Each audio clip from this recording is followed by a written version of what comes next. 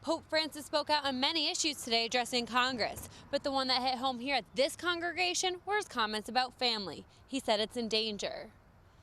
Tim Hortons customer service declined to talk to us today, but they're urging customers with outstanding gift cards to reach out to customer service. In 2 weeks, some Syracuse city workers can expect an increase in their paychecks.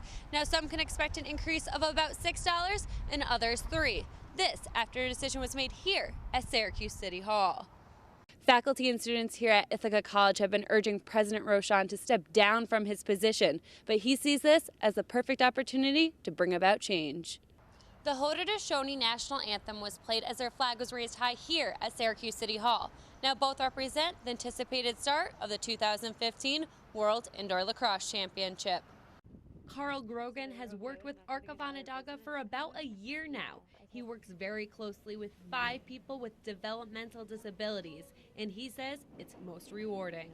You really look at the lens through their eyes, and you just view the world in such a different way, and it's nice. While the experience is overwhelming, the pay is not, and is well below $15 an hour. Work is one thing, but a living wage is another. You know, we're struggling. Keith Gill, another person who works for the disabled, feels the exact same way. We know that we come into this job not getting rich. You know, it's not something you're going to get rich at. We do it for the love of it, but we still want to be appreciated.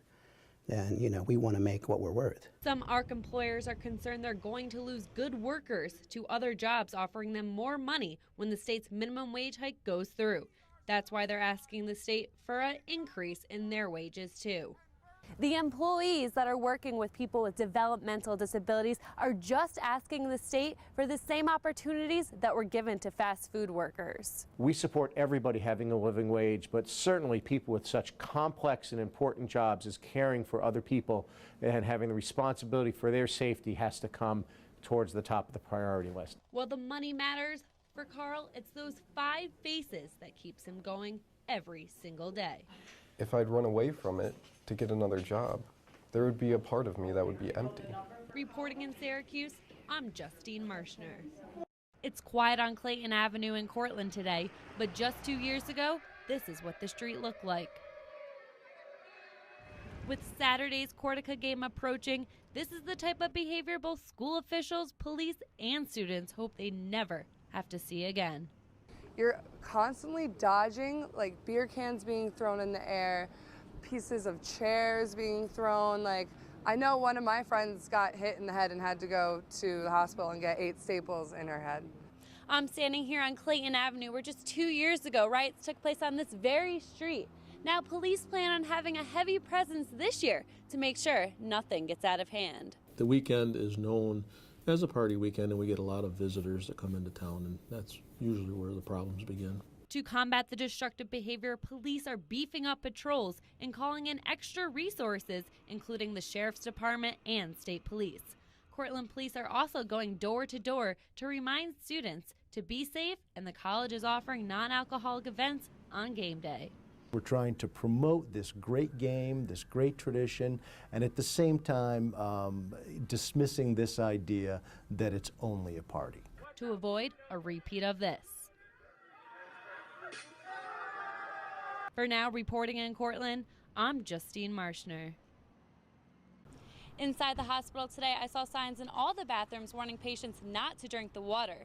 Ice and water bottles being delivered throughout the hospital, and water fountains that have been completely shut off. Like if a patient needed help with something. After more than a week of waiting and uncertainty, last night St. Joseph's Hospital received results from the New York State Department of Health confirming 2 patient sinks and 1 ice machine have tested positive for Legionella bacteria.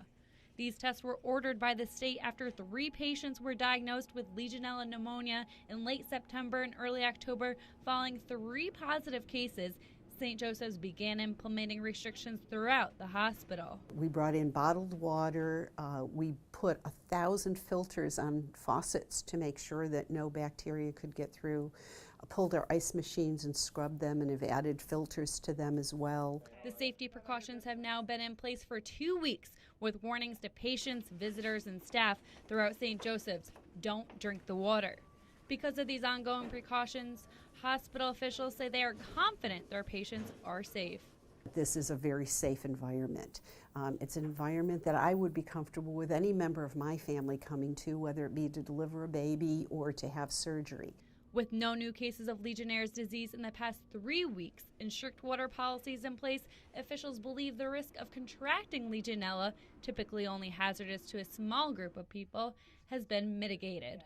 This is not a communicable disease in that you can't spread it to another person.